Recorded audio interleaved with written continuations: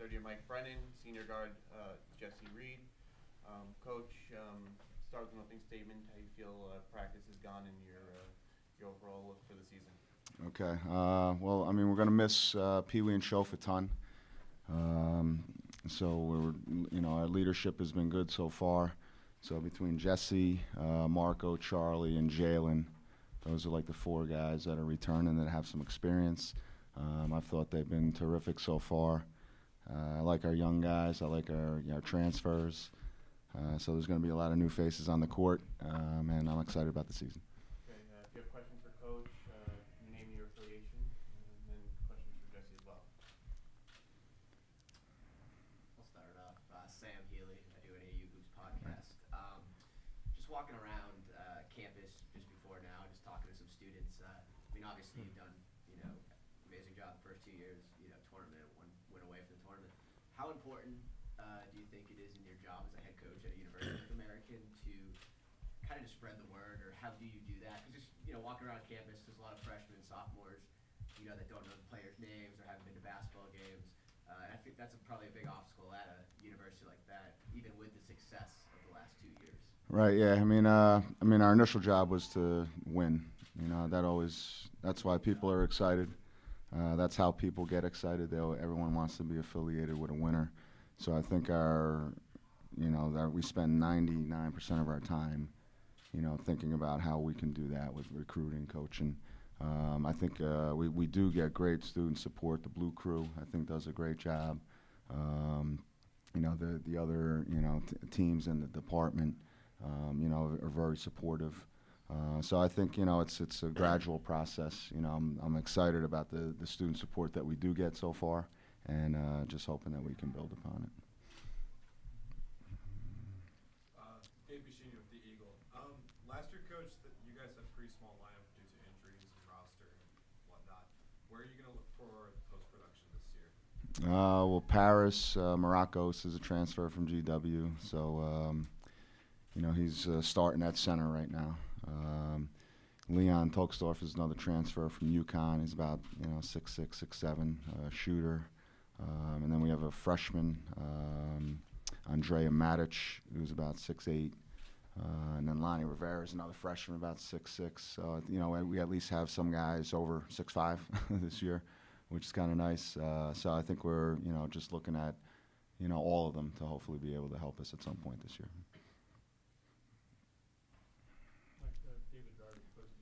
Just sort of talk about the point guard. Obviously, Pee Wee's going to be somebody you're going to really miss. Just sort of talk about filling this position.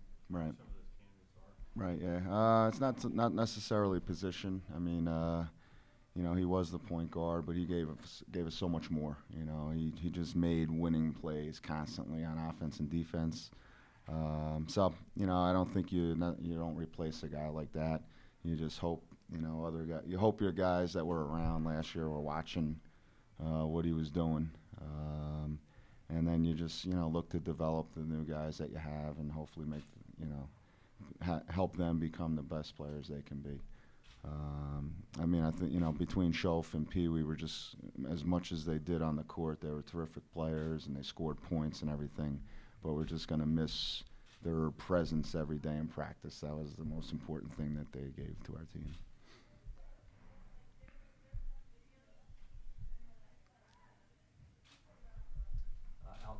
CSN Mid-Atlantic. So Jesse, to you, to follow up on kind of what Mike was saying, what is your role now on this team, and do you kind of feel that you are ready to kind of take over what John and Pee Wee did as leaders last year?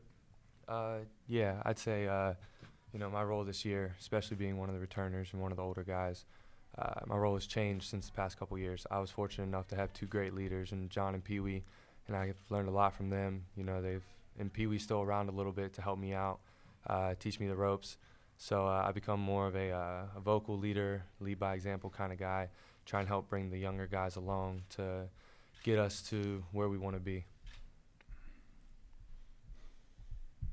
Jesse, there's obviously a couple of Europeans on your team. Is there much difference between, say, guys who grew up in Europe and guys who grew up in North America? Is that tough to blend, or is basketball such a common language? The only toughness is whenever they start speaking their home language. We kind of have a little language barrier there, but I mean, having basketball as a common ground, you know, we it just helps develop our friendship, our team chemistry. There's really no difference between players from North America and players from Europe. I mean, especially for me, I lived with Marco the past 3 years, so we've come to find out we have more in common than we thought, and he's from Serbia, which is halfway across the world. So I think basketball is a great common ground for us, and really can't tell a difference.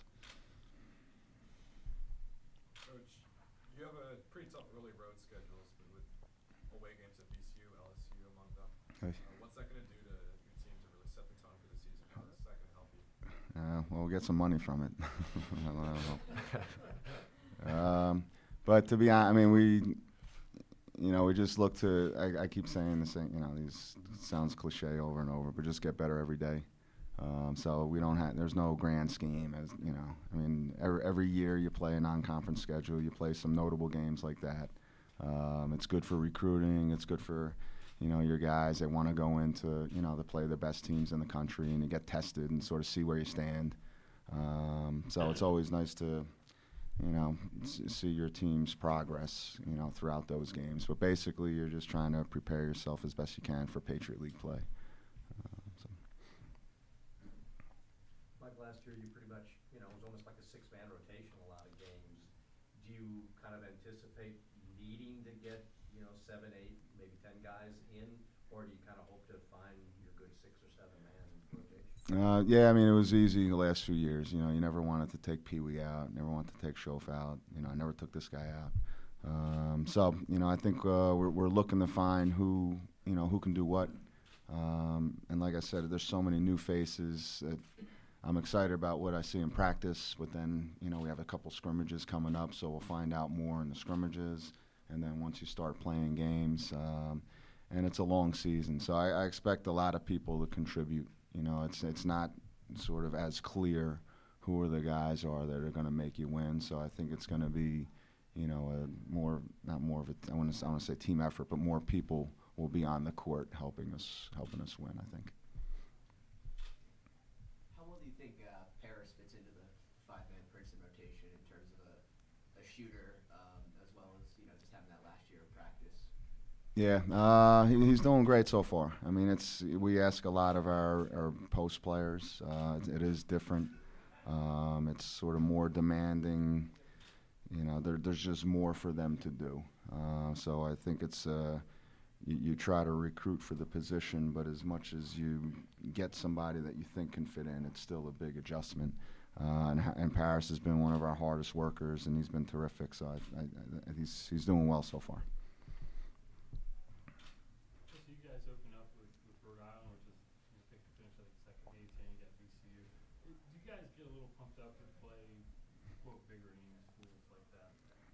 Yeah, I mean, it's always exciting because a lot of those teams are the teams we grew up watching when we were younger, and it was your dream to play at that level.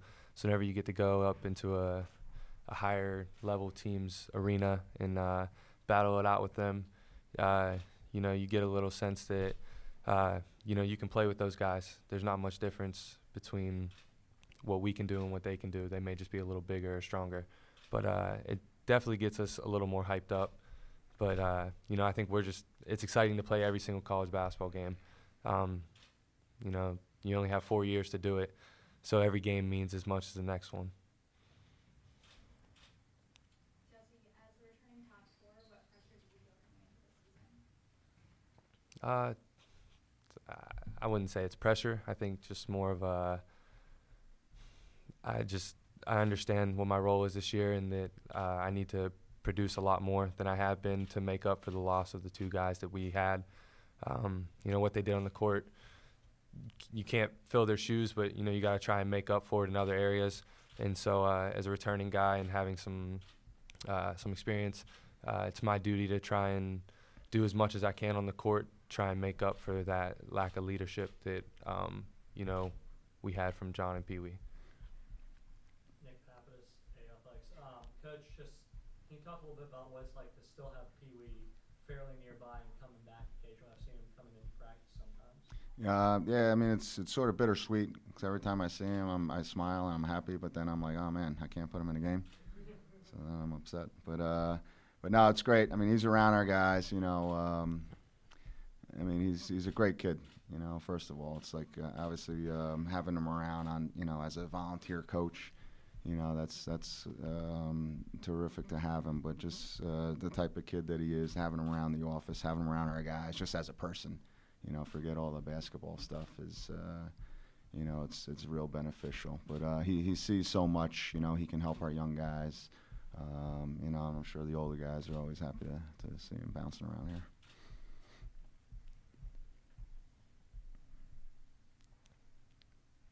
Any other questions? I'll get one more. This goes to both of you, why not?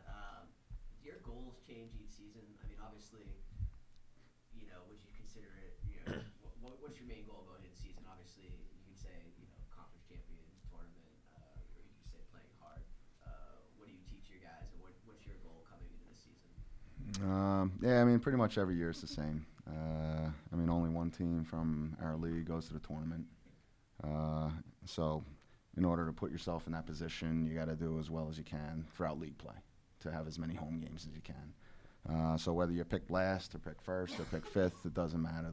The goal is the same to, you know, to be as competitive as you can possibly be. There's never, you know, you never walk in each year and say, oh, well, this year we can win it. You know, this year we can't. This year I'll be happy with fifth place, second place, you know. I mean, the goal is always the same. So, you know, the goal is the same this year, but you don't really talk about it. You talk about what you have to do that day, you know, what the goal is for the day or for the week, so to speak. Yeah, what he said, basically. I mean, our goal every year is to win, and expectations don't mean anything. Preseason polls don't really mean anything. It matters at the end of the year. So whether we're picked last, first, whatever, we know that we have to put in just as much work to try and reach our goal to get back to another Patriot League championship game. Go ahead. I'm sorry, go ahead. You guys had a decent amount of roster turnover. How has instituting your offense worked with a lot of new guys? And is there a sort of rebuilding effort that you guys are going for? Do you have the same expectations as last season? I think the older guys that have been around have, you know, done a great job of sort of teaching, helping, doing what we teach. I think our young guys are, you know, they're young, but I think they're pretty good. They have a good feel for the game, so I think they're picking things up quickly, and they're learning by guarding the older guys. So, you know, it's always a process, and it's sort of determined by your team how quickly they pick things up.